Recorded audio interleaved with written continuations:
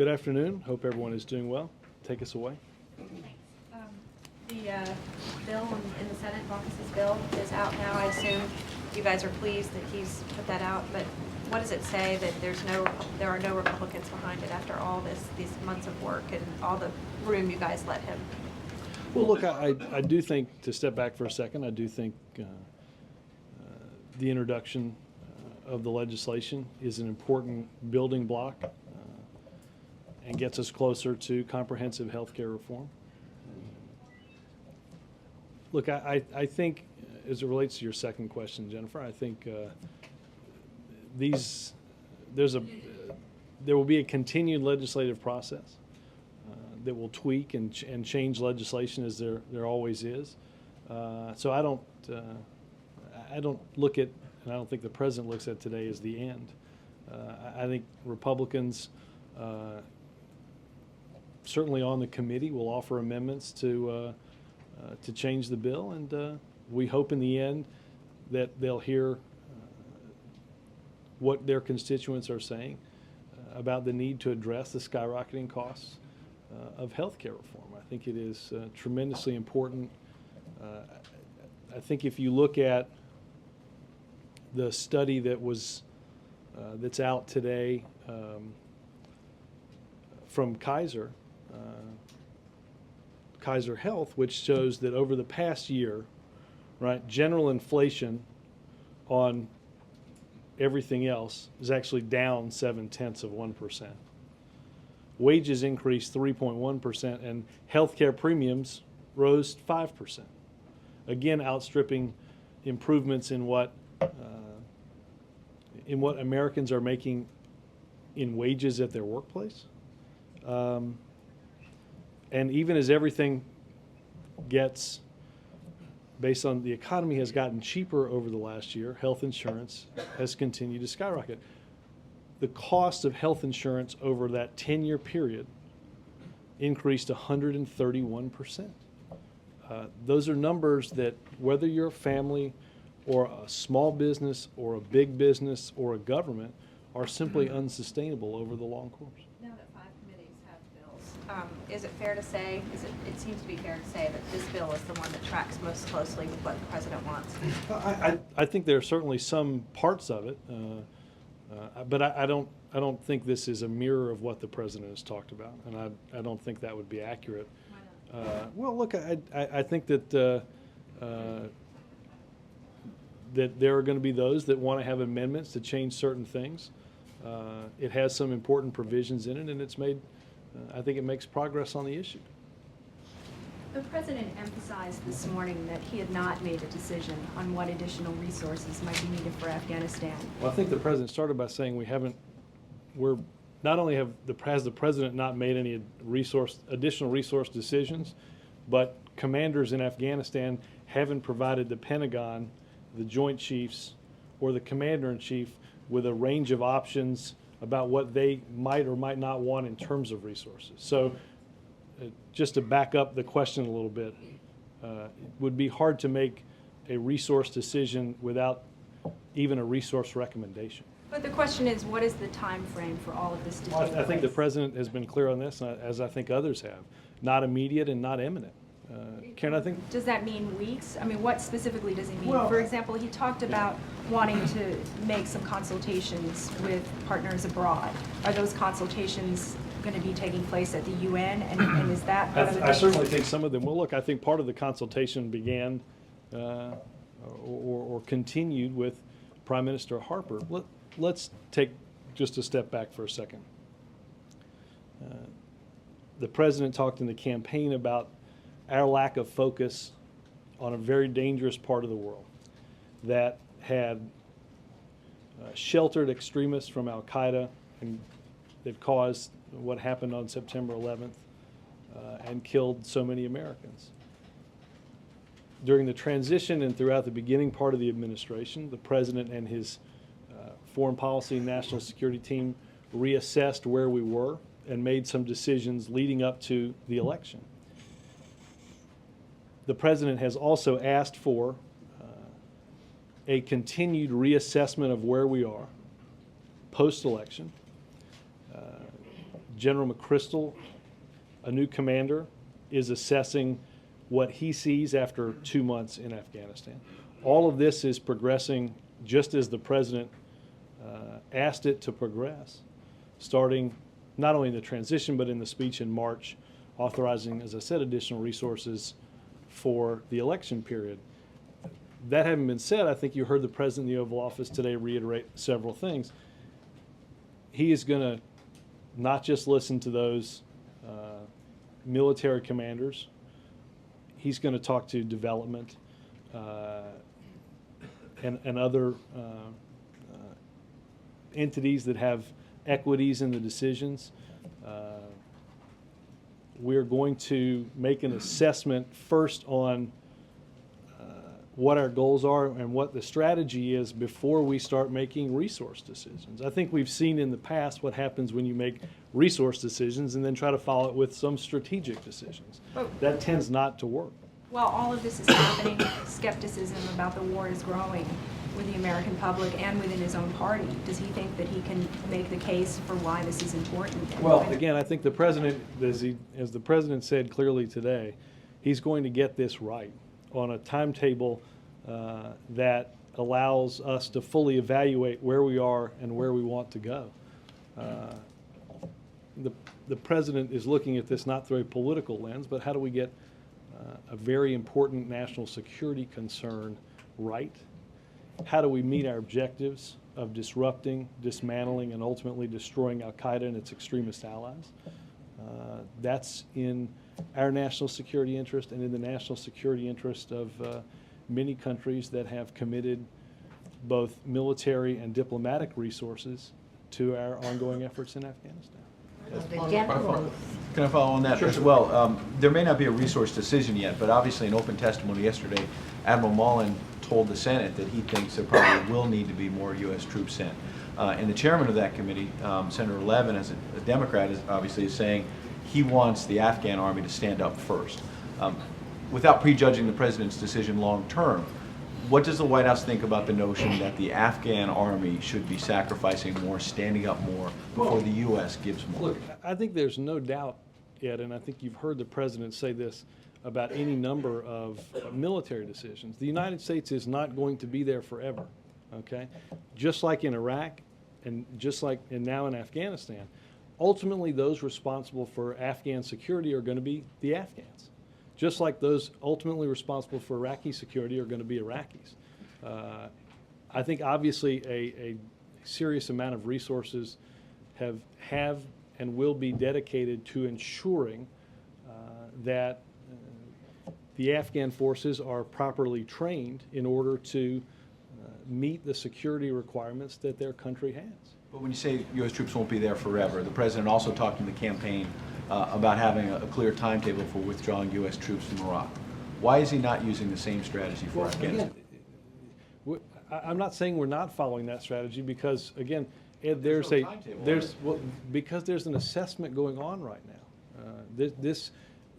The speech that he gave in March isn't the totality of that assessment. That assessment is ongoing, and that's precisely why the president said that any additional resource decisions are not immediate or imminent. The president is going to take the time that he thinks is necessary to listen to each of those involved in this decision, to talk to a multitude of voices, and ultimately decide on the very best strategy moving forward. But isn't that what the Bush administration was saying in 2007, 2008? We can't have a timetable for Iraq because it's going to let the enemy know, when That's the circle not of what I dates. just said. No. But they were saying basically that there cannot be a timetable because it's an evolving situation on the ground, and you can't just have this arbitrary date to pull out troops. And the president, then senator, kept saying there needs to be a I don't think that's an date. accurate rendition of what they were saying in 2007. They said it was an evolving situation. It was changing. You had to constantly I think what's evolving reassess. was the answer you just gave me on the Bush administration. They were constantly reassessing the situation. The then president, had the surge, I etc. appreciate the analogy. I don't think it holds in any way, shape, Why or not a form. timetable? Again, Ed, I know everybody wants to fast forward to weeks and months from now and evaluate where we are. We're evaluating where we are right now in order to make decisions for several months from now. The president is not going to, as he was very clear today, the president is not going to make resource decisions and then have a strategy meeting. Okay? That's where we get into never-ending, open-ended conflicts without clear and definable goals about what our country is trying to accomplish and how we want to engage the rest of the world. The president's going to take the time to get this strategy right in order to meet our national security concerns. Robert, in terms of health care reform, now that you have this 2.5-page outline on the White House website, some of the bills in Congress, in terms of the insurance reforms that the president is pushing for, phase in, I believe, immediately. You can't be cut off from your insurance because you get sick, but it takes a little bit longer for you can't be denied care because of a pre-existing condition and other insurance reforms. Do you guys have a timetable of when it is acceptable within, after healthcare reform passes, for these individual reforms to take place? Let me talk to Nancy. I don't know if, I haven't looked at other bills and what, in the degree and the swiftness in which some of these are instituted. Obviously, it's our belief that these can be done rather quickly. Okay, and I just want to get the White House reaction to a couple items in the news. One is former President Jimmy Carter saying that he believes an overwhelming majority of the intensely demonstrated animosity towards the president is because he's black, and those voters can't accept the fact that a black man is president. And also, an organization the president a long time ago did file that motor voter law for ACORN. A larger group of legal entities. Along with them, ACORN. And a group the president has had some ties with over the years. The Census Bureau eliminated their relationship with that group for the 2010 census, and the Senate overwhelmingly voted to cut off housing funding. I was just wondering if White House reaction to either of those. Well, let's take what former President Carter said. The answer that I'm going to give is the same answer that I gave on Sunday when I was asked this question. The president does not believe that the criticism comes based on the color of his skin. We understand that people have disagreements with some of the decisions that we've made and some of the extraordinary actions that had to be undertaken by both this administration and previous administrations to stabilize our financial system, to ensure viability of our domestic auto industry. I don't think that, like I said, the president does not believe that it's based on the color of his skin. You know, Jake, as it relates to ACORN, obviously, the conduct that you see on those tapes is completely unacceptable. I think everyone would agree with that. The administration takes accountability extremely seriously. I think the Census Bureau evaluated and determined that this group could not meet the Bureau's goal of achieving a fair and accurate count in 2010, and I assume others are evaluating to ensure, as we always are, that any grantee, whether that grant was let in this administration or in previous administrations, there's housing counseling grants that were led in previous administrations, FEMA grants that were led in previous administrations, that we constantly evaluate to ensure that any grantee is living up to what has to happen in order to fulfill that grant application. Are you saying that the president is not concerned about the climate of hate in this country today? No, I don't think that was. I think that was neither. I think that was neither Jake's question nor my answer. You don't think it's race-based? No, I simply said I didn't think, and I don't think the president believes that the majority of those that are upset at actions that have to be taken Why are are they based so on. upset if people get health care? That's a question for somebody that has that view. I'm somewhat in a bad situation to interpret that for them. Yes, sir. Do you think, on Baucus, do you think the response up there today might have finally driven a nail in the coffin of bipartisanship here? Because Republicans have made it clear, Grassley and Enzi, that they absolutely can't support this thing unless it moves significantly to the right. And people like Jay Rockefeller have said they absolutely can't support it unless it moves significantly to the left. he's got to get Rockefeller and people like that. So if they move left, if Baucus ends up moving left, there's just no chance of getting Republican support. Well, on again, this. you know, Chip, I think that's the beauty of the legislative system. That's a process that's going to continue to play out as we move forward to get health care reform. Look, I think the chairman has made a number of efforts to get Democrats and Republicans on board, and it will continue to evaluate any causes and concerns and look at how that's affected by the legislation. To follow up on a question that was asked earlier, Baucus said recently that after the president's primetime speech, he said, "It sounds like my proposal. It sounds like we are in sync with the president." Again, I think I think if you look at He wasn't saying a few things. He was saying overall. well, I think there's a commonality in many of the proposals in what the president outlined. I don't think they're 100% equal. I think obviously the president shares Senator Baucus's concern that we have to get something done and get it done this year. On Afghanistan, you said that he's simply reiterating what he said before, but there are some people on Capitol Hill who believe that the tone is really different now, that he's getting into a slower roll than he was talking of, rolling it more slowly now, and some are asking, and there have been some in terms reports, of- moving ahead on a decision on Afghanistan. No, I mean, And some have yeah. suggested that maybe healthcare plays a role in this, and there have even been reports to this effect, that the administration just doesn't want to get into a contentious decision over Afghanistan while they're trying to round up votes on healthcare. No, I've said this a number of times. It obviously bears repeating again. This is an issue that the president has dealt with, I think I could say accurately, each and every day that he's been president of the United States, and many days that he was simply the president-elect. I think that this is obviously an issue that we have to get right, and the president is going to take the time that he needs to make sure that we do get it So right. can you categorically deny any suggestions that the delay in Afghanistan is due to the politics of healthcare? Absolutely. I don't think that, I honestly don't think that, people that are involved heavily in either of those efforts share that as well.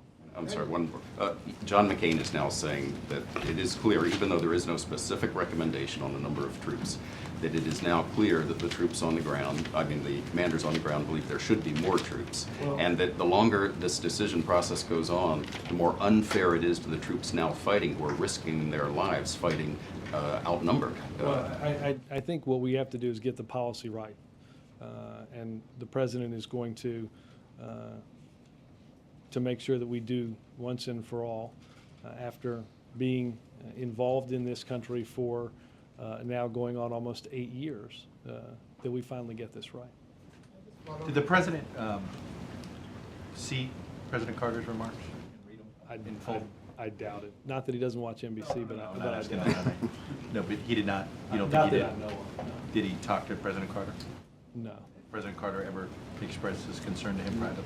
I don't know when the last time they talked was, and I doubt that this was a topic of their conversation. What does he say privately to? Do folks bring this up to him? Do supporters bring Chuck, this up to him? what the president says privately is what I just shared with you publicly. Has this been brought up to him? As is my Behind? role as his spokesperson. On healthcare, this is Baucus's bill. Sort of. There is sort of. It's not the whole thing, actually. I think we ran out of paper. There is not a similar version of the president's plan. Are we going to see something like this, or are we supposed to? I doubt it. I mean, There I is said going this. to be this detailed. I of a said version. this. I think I said this last week. The president's speech wasn't to send up a truckload of paper, some of which you've printed. That's just not the role the president plays. Then, one of the things you had pointed to on Medicare cuts, for instance, on paying for this. In June, he said $300 billion. That there was identified $300 billion in savings, waste, fraud, and abuse from Medicare as part of the way to pay, part of the down payment. Now the number is up to 500 to 600 billion. I guess my question is, where did the excess come I'd have to from? look at some of these numbers and I mean, it's what, evaluate and get 300 the billion excess. is what he said in June in a radio address. 500 to 600 billion is what you guys rolled out last week. So where's the? Let me look at the paper that you're looking at and try to come to it. And let me follow up one other question. As head of the Democratic Party, is he going to direct the DNC and other affiliates of the Democratic Party to sever ties with Acorn? I don't know that I've had any discussion with that, about that with him. John?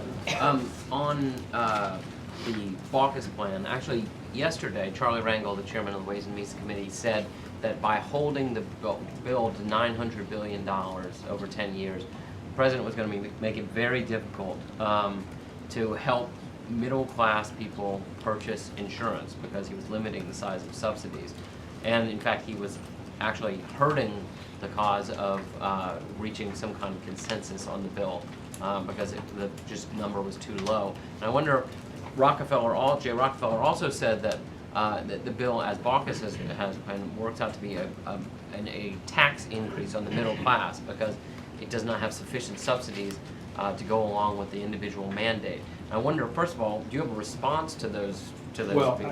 I think Senator Rockefeller's question is better directed to Senator Baucus. Well, okay, so then Representative Rangel's point that $900 billion simply will not provide enough subsidy. I think, look, I think if you go back and look at what the way the president has talked about health insurance reform, dating back throughout the campaign, there was a vigorous debate, as many of you recall, about health insurance reform particularly in the primary. That first and foremost, the president talked about health care affordability. I can assure you the president does not have any desire to lump an additional burden that the uninsured can't use to get health insurance reform. That would not make a whole lot of sense from any perspective. And I think, again, I would simply highlight the study that came out today that shows just how much, it's not just the uninsured. Understand that the hundreds of millions of people in this country that enjoy having health insurance have seen, on average, in the last 10 years, their premiums go up 131%. The skyrocketing cost of health insurance is simply unsustainable for virtually everybody in the health insurance market. We have to take steps addressing affordability as the primary concern. So does that mean he would want to see more subsidies or a lighter mandate, which is actually what he actually campaigned on? I think what the president believes that we can do, because we're in the ballpark of these estimates, that we can find something that works on both cases, that we can find something that can include everybody in this country and do so in a way that's affordable. Robert, just two questions.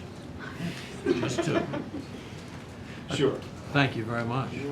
Giving move. Attorney You Robert took 4, so I had to Hyland. give Lester at least 2. Thank you. Yes. It's only 2 instead of 3 or 4 or 5. Right. 6. Attorney Robert Hyland, in his new book published by St. Martin's Press in July, entitled In Defense of Jefferson, quotes the Reverend Jeremiah Wright as claiming, quote, Jefferson had intelligence, but he also had babies by a 15-year-old slave girl. I think judges call that pedophilia. And my question, President Obama does not believe that his presidential predecessor was a pedophile, does he? When you say his presidential predecessor, do you mean one of the previous presidents? I mean, yes. Yeah, I have not seen the book, Lester. I'm not afforded the opportunity, given I've got to read Look one. into it and no, I won't. you won't, all right? You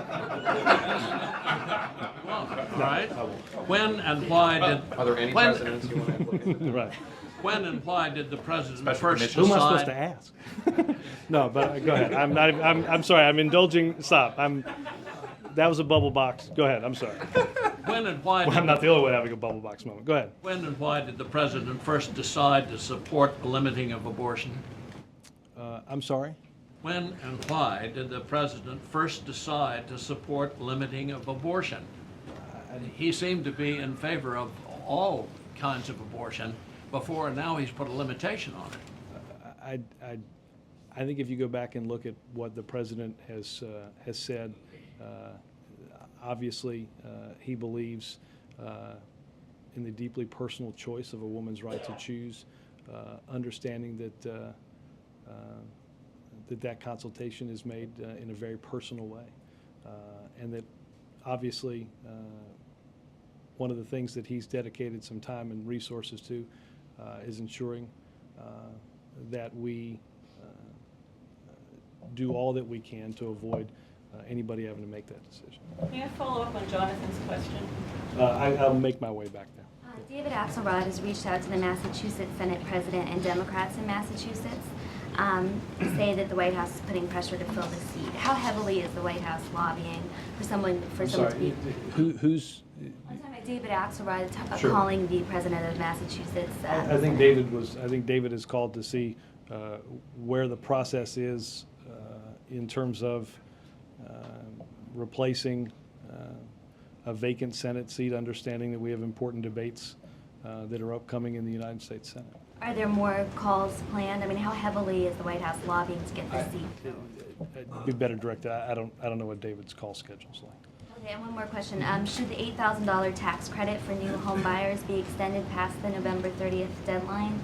Well, I know that that the White House economic team is looking at the tax credit and evaluating the impact that it has had on new home sales, and through that evaluation, we'll come to something to give the president a recommendation on. Robert, just to put a fine point on it, just speaking for the president, do you believe he disagrees with what Jimmy Carter said last? Why? Yeah, I mean, I don't. I mean, I don't know how to. I don't know whether it's a fine point or a not so fine point. As I said Sunday, the president does not believe that this based on the color of his skin. Because it's elevated to presidential level. I guess I'm a victim of being consistent. I didn't think it's Sunday, and the president didn't think it's Sunday. Didn't think it. What is it? Wednesday. Would the president regard statements from such a prominent American, a former president, a son of the South, as he described himself, helpful in the whole country's understanding or comprehension or conversation about this subject of his presidency, race, and criticism I don't know if of the his president policy? has seen the specific comments, and I don't know. I haven't talked to him about President Carter. Answering Jake's question about Acorn, I want to make sure I understand what you were saying. Is it fair to say now that the administration is reviewing other federal grants that are either current or that were approved by previous administrations because of the conduct of I would Acorn? point you to specific to specific agencies that have that, that's based on the that's new my evidence you've assumption, seen. and I would point you to them. Senator Russ Feingold, Democrat of Wisconsin, sent a letter to the White House yesterday about the question of czars. He's the chairman of the subcommittee on Constitution. He asked for more information about the czars' roles, their constitutional authority, how they're paid. The DNC today has sent out quite a few emails about czars have existed in previous administrations. This is sort of a phony issue. Could you just address for me what the White House thinks about, A, any questions about the czars' authorities, roles, their function in the administration, whether or not there is anything more it should disclose about what they're doing or what authority they derive? Any of those issues raised by Russ Feingold and others? I have not seen Senator Feingold's letter. I don't know if you or somebody else sent around Senator Bennett's letter that several Republicans had signed. Look, like I said, I don't know what Senator Feingold said. There are positions in the administration. There are positions in the previous administration. I think these are positions that date back at least to many administrations, where there may be policy coordination between many different departments in order to make governmental responses more efficient. I'm struck by a little of the politics in this, Major. I noticed on your network, they asked one of the House Republicans, Darrell Issa, whether he objected to the so-called czars in the previous administration. His answer was no, we didn't. I think it's, I've noticed that you've read Senator Bennett was pushing for a Y2K czar that he didn't think was powerful enough. You've seen Lamar Alexander call for a manufacturing czar. Somebody referred to in the Bush administration as the abstinent czar was on the D.C. Madams list. Now, did that violate the Constitution or simply offend our sensibilities?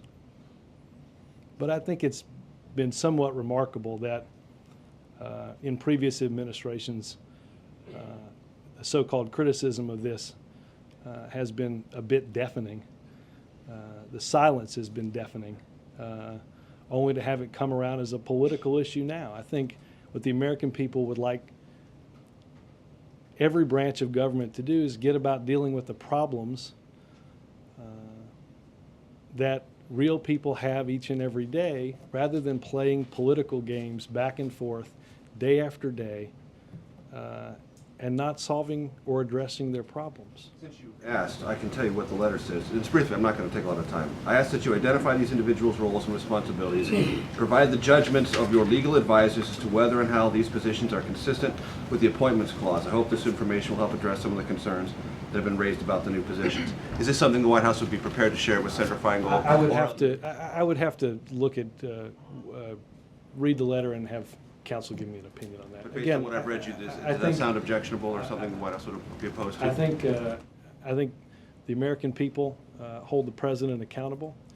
That's what we would expect. And I think as it relates to, like I said a minute ago, any number of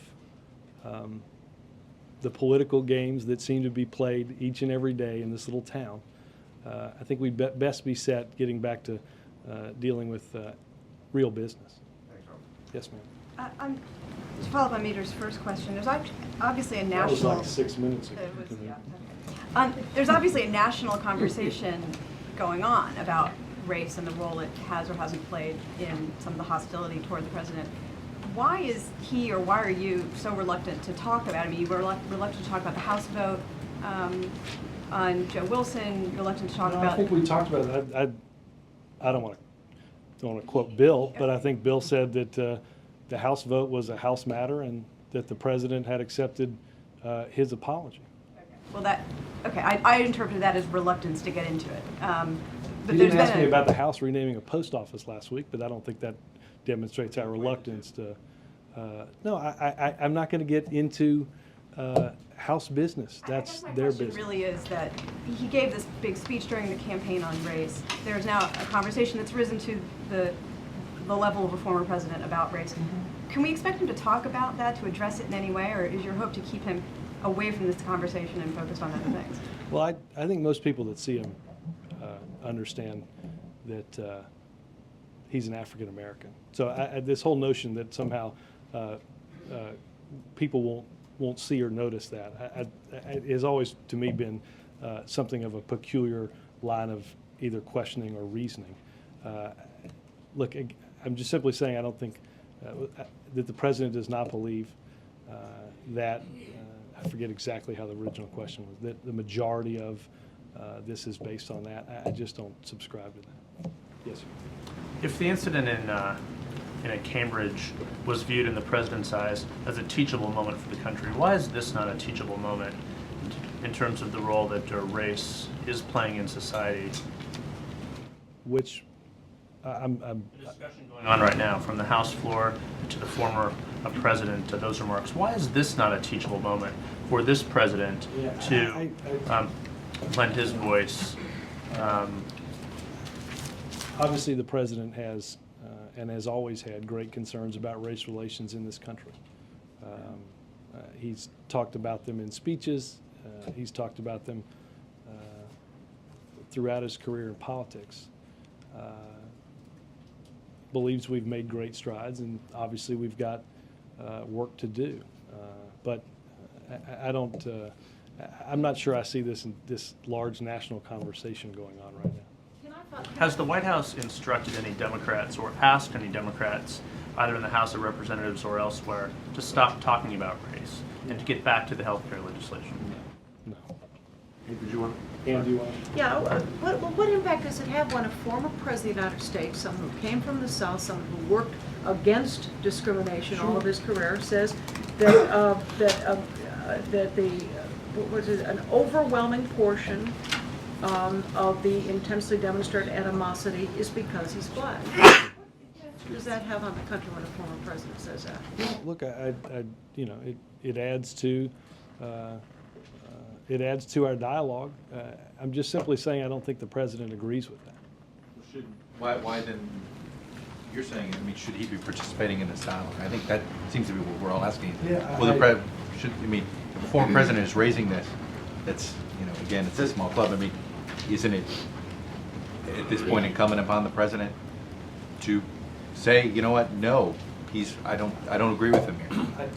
I said that on his behalf, John. Yes. Robert, healthcare communication strategy.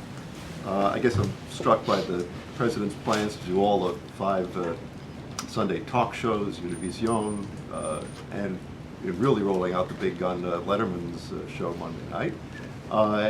On top of the rallies, on top of everything else, is there a point at which this much Obama is too much Obama in terms of making his case? Well, look, I think if you look at the number of people in this room covering the administration, representing many different viewpoints, representing many different media outlets, representing very many different mediums dropping stuff.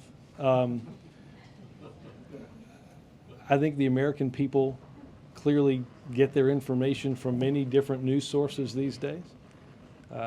And the president believes, and has for quite some time, that people deserve to hear the reason he's making certain decisions and why he wants to do the things he does.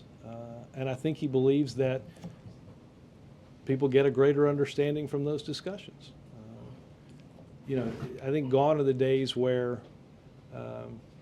one outlet is where everyone gets their news, or one medium is where everybody gets their news. And I think this is just an attempt by the president to speak to as many different people as he can on an issue that's as important as something like health care reform or on Afghanistan. So I think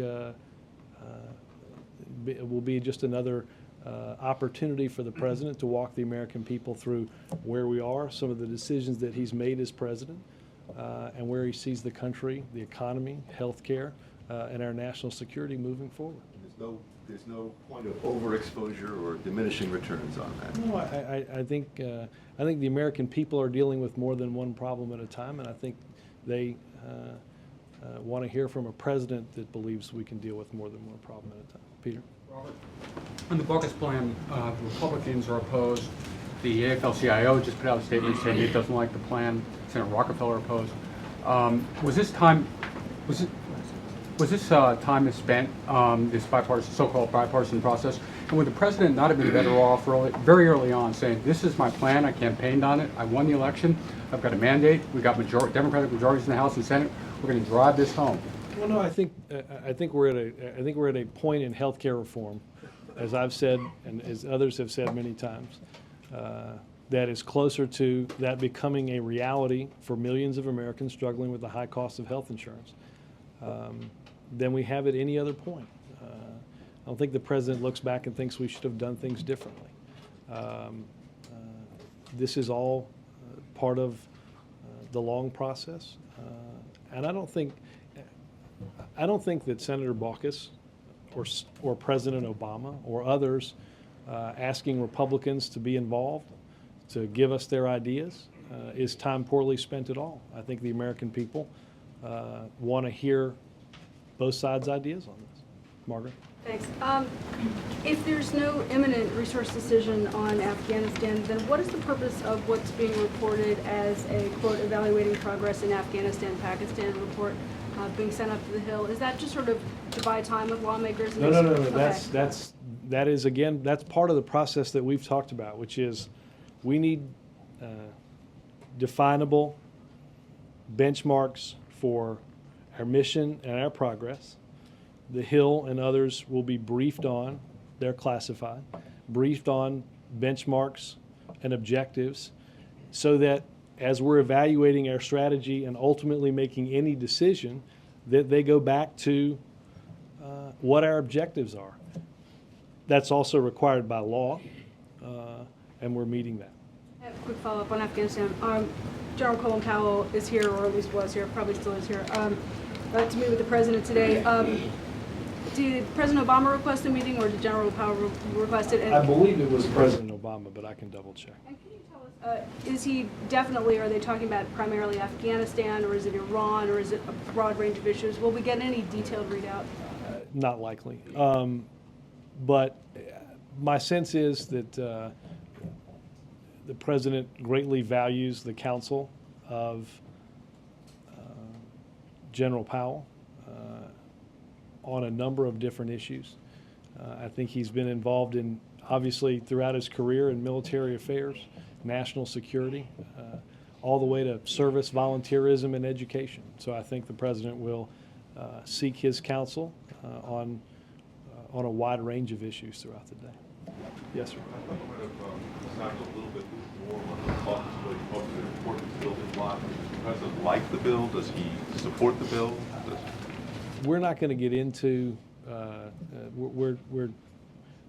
the President likes the fact that the process is moving forward. I don't know that the President has spent time reading Chuck's printout in the previous few hours. Supposedly were involved in the negotiations. I mean, he had people up here. He doesn't know what's in the bill? No, I don't think I said that. I said I didn't think he's spent time reading the printout today. So this is, I mean, this is, but again, I'm sorry. This is a process. There are many bills out there. You heard the President outline very clearly what he wants to see, and we're working toward that goal. So you can't say anything positive on the bill, just on the process. Nothing positive. I mean, I'm going to go somewhere. I'm not going to play games. What you want? David, I mean, David, why are you going? David. I mean, why wouldn't you answer that question? Because I'm not going to play games today. That's David. not a game. On a different subject, just a little while ago, Senate Majority Leader Harry Reid said that there wouldn't be a cap and trade bill until next year, 2010. What is your response to this, particularly with Copenhagen coming up in December? Well, I obviously haven't seen Senator Reid's comments. I know the House took important legislative action earlier in the year. Senator Kerry and Senator Boxer are working on a proposal in the Senate. The President will take part in Ban Ki-moon's discussion on climate next week at the UN. And we hope to continue to make progress leading up to Copenhagen, understanding that we are one part of what has to happen internationally, and understanding that we are working through years and years of an issue that hasn't been at the forefront of many different agendas here in the White House. We're seeking to change that, and we have no doubt that that will take some time. But is it a setback, given your expectations or hopes for making real progress at Copenhagen? No, I think we can continue to make progress. We've got to make progress, and the international community's got to make progress getting China and India and developing nations and evolving world economies like Brazil on board. This is not just a one country solution. There has to be an international effort to address this. Back to Afghanistan and the fact that the UN Commission there has ordered a partial recount. What is your sense of that?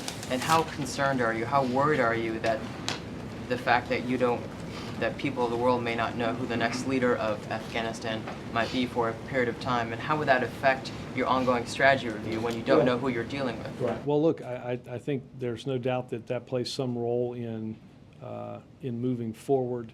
I think the administration strongly believes that the vote should be counted and the fraudulent vote should be thrown out.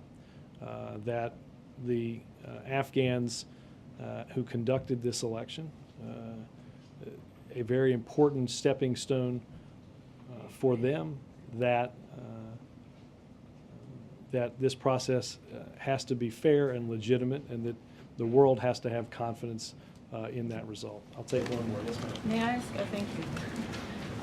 Besides the public option, the other issue that's really drawing a lot of criticism is the individual mandate. And I'd just like your comment on that, because they're saying a lot of people are slipping through the cracks. And secondly, I'm just slipping through the cracks. How so? Right, because some of them are not poor enough to qualify for Medicaid.